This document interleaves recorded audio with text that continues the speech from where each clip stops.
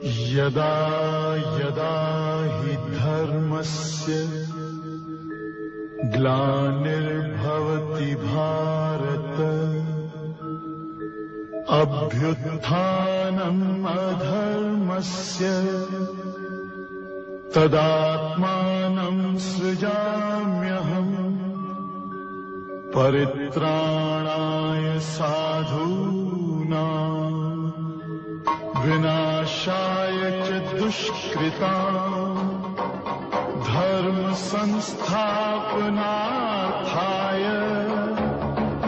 संभवामि युगे युगे। हरि ओम। यो अनादि अनंत निरुपाधि पदे प्रदिष्ठ कल्याण कृन्नखिल जन्मभृतां वरिष्ठ पापान्निवारयति पाति च सत्सखेव स्वयं प्रसीदतु सनातन धर्मदेव। उस सनातन धर्मदेव को बार बार नमन करते हुए प्रिय दर्शकों सादर नमस्कार।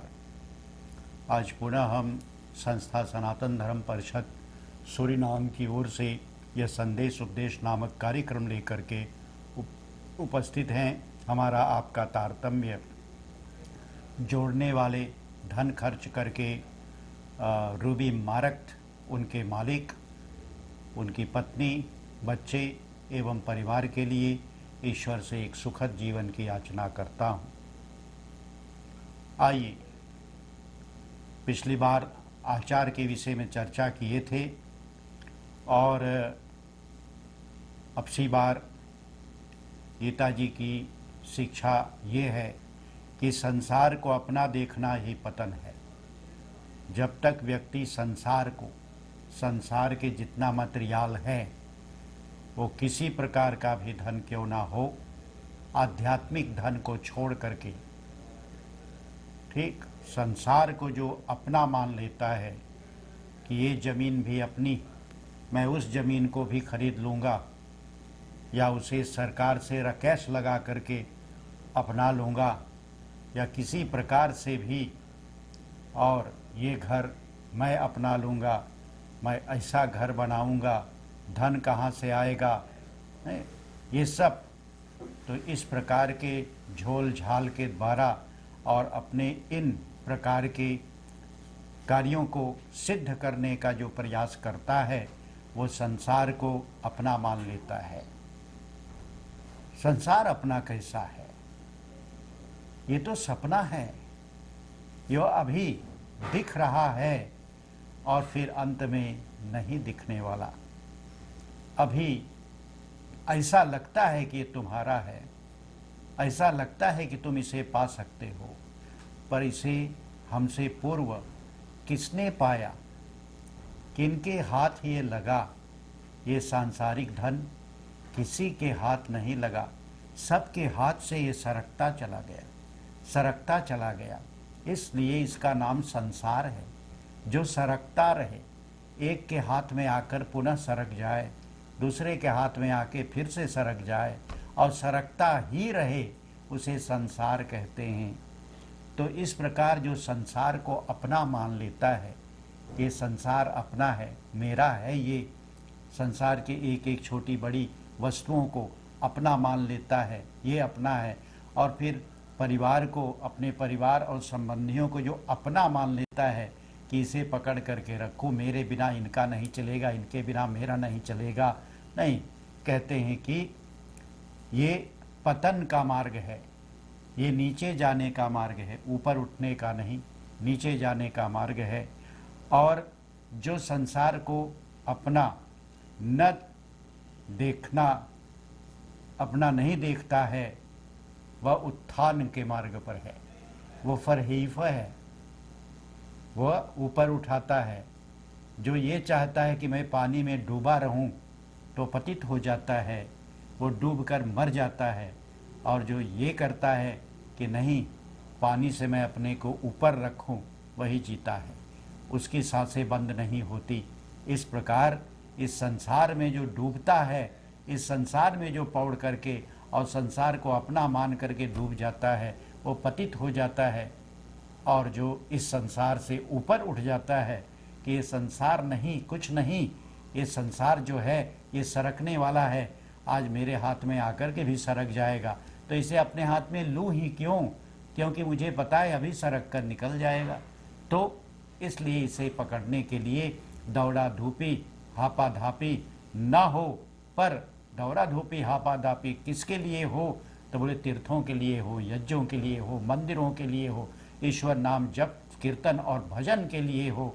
जो इस प्रकार के कार्य में लग जाएगा और जो संसार की भलाई में लग जाएगा, पर उपकार जिसे कहते हैं, इसमें लग जाएगा, तो इन उपकार आदि जो असहाय हैं उनकी सहायता में जो लग जाएगा, इस प्रकार रुग्णों को स्वस्थ करने में जो लग जाएगा, या तो समझिए अपना धन, तन मन और धन भी लगा देगा, हाँ समझिए वही उनका उत्थान है, वो ऊपर उठ सकता है।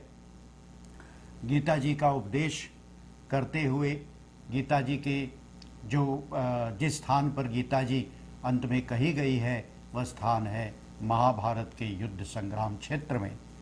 उस महाभारत के शांति पर्व में ऐसा एक श्लोक आता है, द्वयक्षरस्तु भवेन मृत्युस्त्रयक्षरम ब्रह्म शाश्वतम ममेति च भवेन मृत्युर न ममेति च शाश्वतम।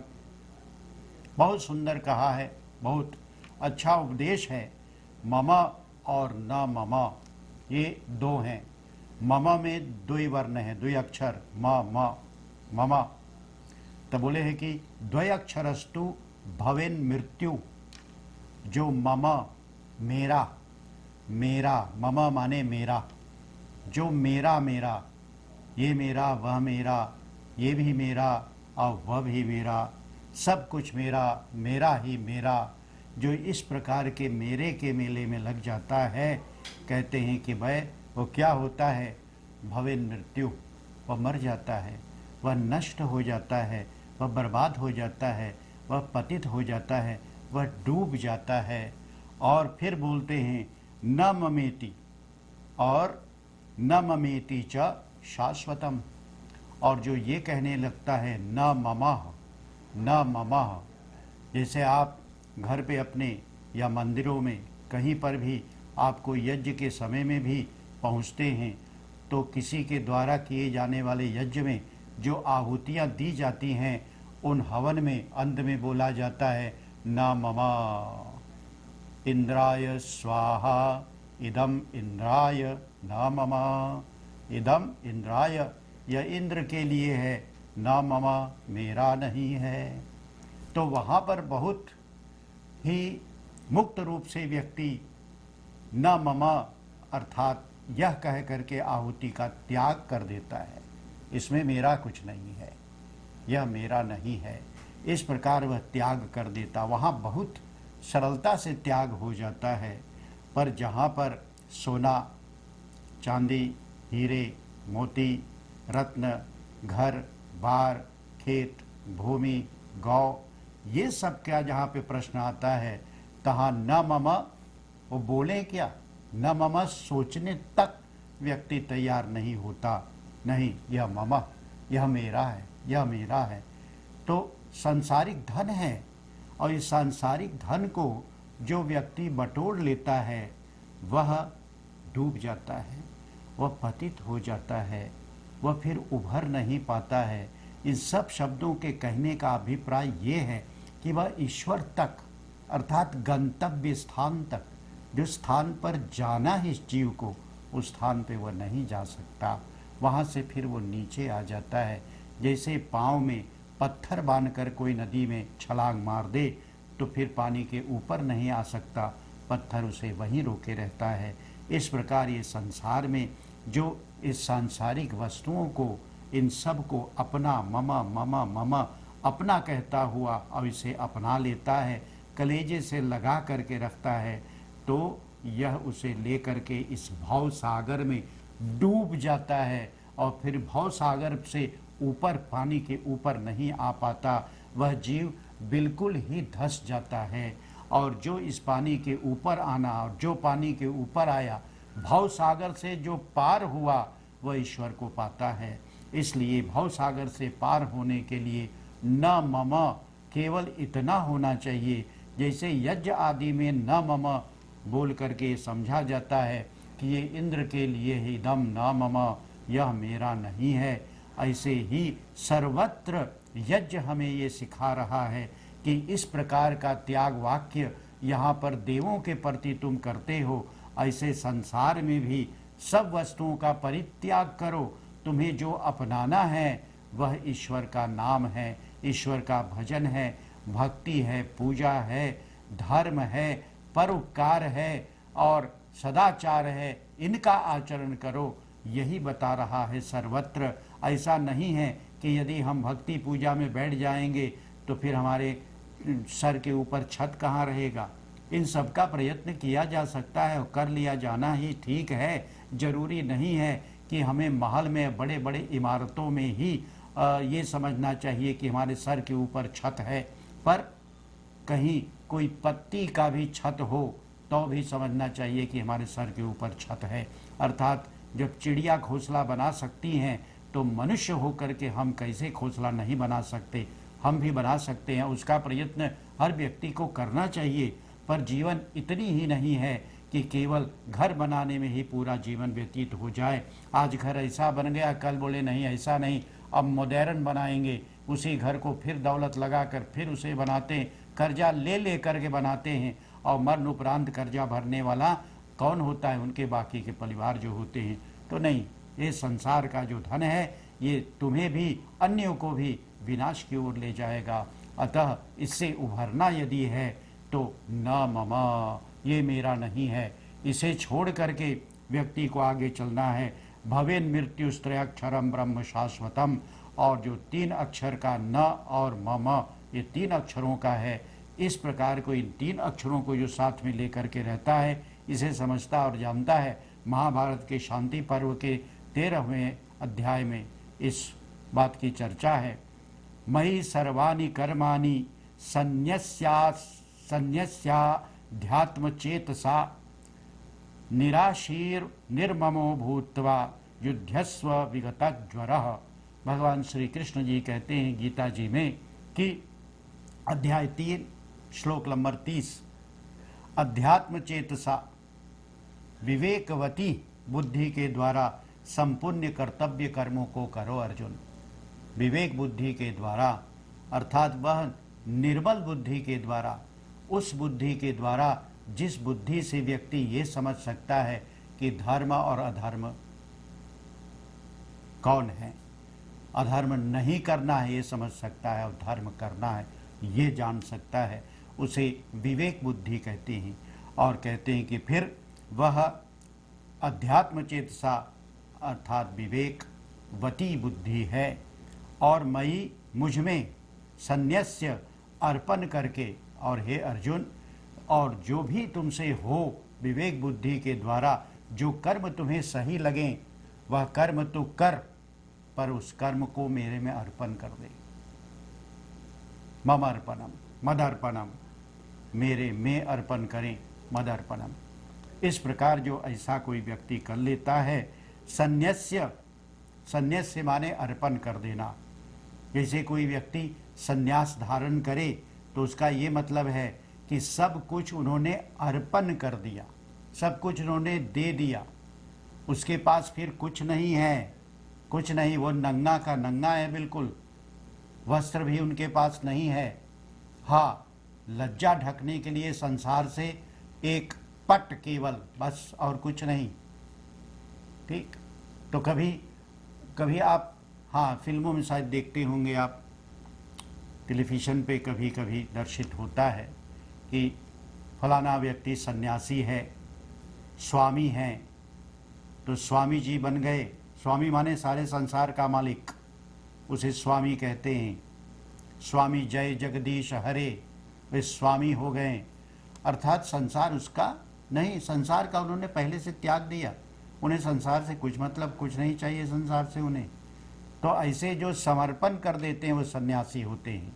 सन्यास्य का यही अर्थ है कि सब कुछ उन्होंने त्याग दिया, सब कुछ छोड़ दिया, सन्यास्य।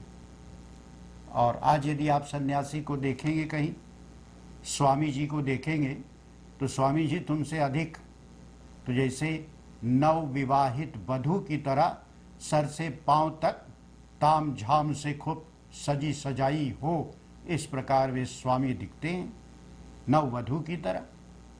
ठीक, पर नहीं, ये स्वामी का अर्थ नहीं होता। ये तो खसोटू स्वामी का अर्थ होता है। तो नहीं, खसोटू स्वामी ना बने, स्वामी बने।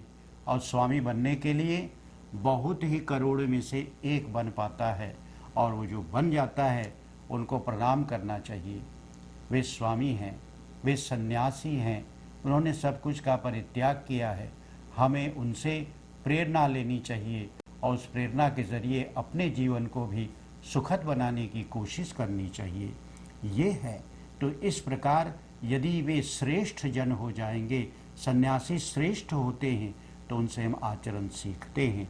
पर वे सन्यासी यदि लदे फदे हों और गहना गुड़िया सबसे ताम झाम से सजे हों नववधू की तरह, तो नहीं, उनका नहीं, वो तो हमसे ज़्यादा डूब गया है। तो जो हमसे ज़्यादा डूब गया है तो उनसे कुछ सीखना नहीं है, उन्हें सिखाना है। तो इस प्रकार से कहा जाता है कि सन्यास्य, हे अर्जुन, तू मेरे में सन्यास अर्थात सब कुछ अर्पण कर दे, कुछ तेरे पास ना हो, और निराशी कामना रहित हो जा। कोई आशी ना हो, कोई आशा ना हो, सब आशा को छोड़ दे तू और निराशी बन जा, कामना रहित हो जा, निर्मम ममता रहित हो जा। कोई ममता ना हो, किसी चीज़ के साथ तुम्हारा ऐसा संबंध ना हो कि तेरे बिना वह या तो उसके बिना तू नहीं रह सकता हो। नहीं, निर्ममो और विगत ज्वर, संताप रहित हो जा, चिंता रहित हो जा, सोच रहित हो जा, पश्चाताप रहित हो जा। ठीक है, तो बोलते हैं विगत ज्वर, तो ज्वर से भी तू रहित हो जा और कर्तव्य कर्म को कर, केवल कर्तव्य कर्म को कर, अर्थात जो करना है उस कर्म को केवल कर, उसे समझ तुम्हें क्या करना है। हे मानव, तुम्हें करना यही है कि भगवत प्राप्ति तुम्हारा कर्तव्य है और करना तुम्हें भगवान का भजन ही है। भगवान का भजन होता कहाँ है? घर में भी होता है, सड़क पर भी होता है, कहीं पर भी हो, भगवान के भजन में कोई रुकावट नहीं। मैं यहाँ बैठे बैठे भी भगवान का भजन करता हूँ, कर सकता हूँ। नारायण, भगवान का भजन करूं, कोई रोक टोक कुछ तो नहीं है, कोई कानून तो है नहीं कि जो भगवान को भजन करने वाला व्यक्ति हो तो उसे इतना जुर्माना लगेगा या उसे पुलिस पकड़ लेगी। नहीं, ऐसी कोई बात है नहीं। तो इसलिए भगवत भजन सर्वत्र व्यक्ति कर सकता है, जहाँ पर भी हो, कोई रोक और टोक नहीं है, किसी देश में कहीं पर भी नहीं है। तो कहते हैं कि इसी प्रकार व्यक्ति अपने कर्तव्य कर्म को करे, तो कर्तव्य ईश्वर प्राप्ति ही कर्तव्य है। इसलिए उस कर्तव्य कर्म को करे।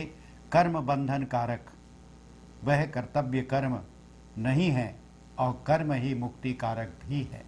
तो कर्म यदि व्यक्ति बंधन के लिए करता है, अनजान में भी बंध जाता है।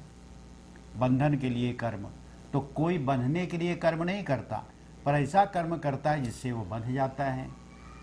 जैसे व्यक्ति कर्जा ले ले, तो ये भी तो एक कर्म है, कर्जा लेने का कर्म हो गया, पर क्या हुआ? बंध गया। उसे पता है, उसे पता भी नहीं है कि वो बंध गया। किसके साथ? कर्जदार के साथ, देने वाले के साथ बंध गया कि उसे अब फिर से ये लौटाना है, और ये धन वो कैसे लौटा रही, इसे तो कहीं पर खर्च कर दिया, वो धन तो है ही नहीं। अब दूसरी जगह से कमा कमा करके उसे पूरा करना है, तो वहाँ पर वो बंधा हुआ है। जब तक उसे पूरा कर दे, वापस ना भर दे, तब तक वो बंधा हुआ है, तो ये बंधन में पड़ जाता है। इसी प्रकार संसार के जितने भी कर्म है सब बंधन कारक है, सब बांध लेते हैं तुम्हें, सब तुम्हें बांध लेते हैं। और जब व्यक्ति बंध जाता है तो उसका उद्धार नहीं होता, उसका स्वर्गवास नहीं होता, उसका फिर कहीं पर अधोगति में उनका वास होता है, स्वर्ग में वास नहीं हो सकता, क्योंकि वो संसार में चारों तरफ से बंधा हुआ है, रस्सियों से बंधा हुआ है, जकड़ा हुआ है। कहते हैं कि व्यक्ति को जंजीर में बांध दिया जाए तो कभी न कभी वो छूट जाएगा उससे, अपने को छुड़ा लेगा उससे। पर यदि उसे इस प्रकार के कर्म बंधन बांध लें, कर्म के जंजीर में बंध जाए, तो कहते हैं उससे मोह मुक्ति नहीं पा सकता। और यदि उससे मुक्ति पाना है और उन बंधनों में नहीं पड़ना है, तो व्यक्ति को चाहिए कि भगवत शरण हो, ईश्वर के नाम भजन संकीर्तन में लगे, प्रभु को ही पुकारे, प्रभु को ही अपना सब कुछ माने, प्रभु ही वह सर्वस्व है और उस सर्वस्व के लिए अपने को न्यौछावर कर दे, भगवान को माने, बहुत हृदय से दृढ़तापूर्वक माने को ईश्वर है। और उस ईश्वर को इस मार्ग के द्वारा, किस मार्ग के द्वारा, तो आपके यहाँ ग्रंथों में और बड़े पंडितों ने भी और आचार्यों ने, गुरुओं ने, माता पिता ने, बहुत सज्जनों ने आपको जो भी उपदेश किया है वो करते हैं। उन उपदेशों को श्रवण करो, उसे सुनो, जानो, समझो और उसे अंगीकार करो और अपने अनुकूलता के अनुसार उसको समझ करके और व्यक्ति जो आगे चलेगा वह निश्चय ही इन प्रकार के क्षुद्र बंधनों से मुक्ति पा लेगा। तो ये क्षुद्र बंधन है, इन बंधनों से मुक्ति पाने के लिए व्यक्ति सदैव प्रयत्न करे।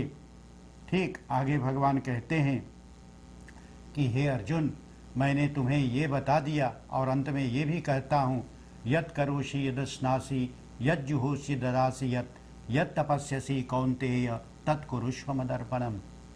सब कुछ मेरे में अर्पण करना है। ऐसा नहीं है कि जो संसार के ही तुम्हारे कर्म है उसे मेरे में अर्पण कर दो, नहीं, यत् करोषि, जो भी तू करेगा सब कुछ मेरे में अर्पण कर दो। यत् स्नासि, जो तू खाता है, जो तू भोजन करता है, मेरे में अर्पण कर दो। तुम्हें भूख के लिए तो खाना ही पड़ेगा, पर पहले मुझ में अर्पण कर दो कि ये वस्तु मैं आप में अर्पण करता हूँ प्रभु। जैसे मीराबाई ने प्रभु को अर्पण करके जहर को भी पी लेती है पर अमर रहती है, अमर रहती है। क्यों? क्योंकि प्रभु को समर्पण करके और मीरा ने जहर को भी ग्रहण किया, फिर भी अमर हो गई। तो इस प्रकार व्यक्ति भगवान को अर्पण करता है और जो भी कुछ अर्पण करके और उसका उपभोग किया जाता है वह अमृत होता है। तो अमृत हमें खाना है, हमें वो भोजन, वो खाना यहाँ वहाँ ये नहीं करने का है, पर प्रभु में अर्पण करें। प्रभु ये सीखें, हम बचपन से ही सीखें, सदैव आज बूढ़े हो गए तो आज से भी करना शुरू करें कि हे भगवान, ये वस्तु मैं आपको अर्पण करता हूँ, इसे आप स्वीकार कीजिए। प्रभु को नमन करके और तब अपना दस्त उठाइए। इस प्रकार जो करता है वो अमृत पान करता है, वह तो प्रसाद पाता है। तो इस प्रकार व्यक्ति को करना चाहिए। यदश्नासि यज्जुहोषि ददासि यत्, और जब यज्ञ तू करता है वो यज्ञ भी मेरे में समर्पित कर दे। बहुत सुंदर शब्दों में कहा जाता है, प्रियंताम न मम, आप प्रसन्न हो जाइए, ये मेरा नहीं है, इसे आप स्वीकार कीजिए प्रभु। यह शब्द तो बोल दिए जाते हैं, बुलवा लिए जाते हैं, पर सही अर्थ में यदि कहा जाए तो सब कुछ जो भी यज्ञ करो वो भी प्रभु में समर्पित। सब कुछ यदि प्रभु में समर्पित होता है तो कहते हैं यत् तपस्यसि कौन्तेय, और जो तपस्या भी तू कर, जितना भी कठिनाई सह करके धर्म के कार्य कर, वो भी मेरे में समर्पित कर। वो कठिनाई को भी अपनी मेहनत मत मान। और तत्कुरुष्व मदर्पणम, उन सब को मेरे में अर्पण कर देगा यदि तो तू निष्पाप हो जाएगा। और जो निष्पाप हो जाएगा तो ये भव सागर में तू पाप रूप भारीपन से डूबेगा नहीं, पर हल्का हो जाएगा और इस भव सागर में तुम तैर करके और अंत में पार हो जाओगे। चलिए, आज की वाणी को यहीं पे विराम करता हूँ। अगली बार फिर आपसे मिलता हूँ। आप सुखी रहें तब तक। और जो धन खर्च करने वाले हैं रुबीन मारक, उनके स्वामी रुबेन जी, उनकी पत्नी परिवार और बच्चों के लिए एक सुखद जीवन की याचना अंत में करते हुए हरिओम शांति शांति शांति। यदा यदा हि धर्मस्य ग्लानिर्भवति भारत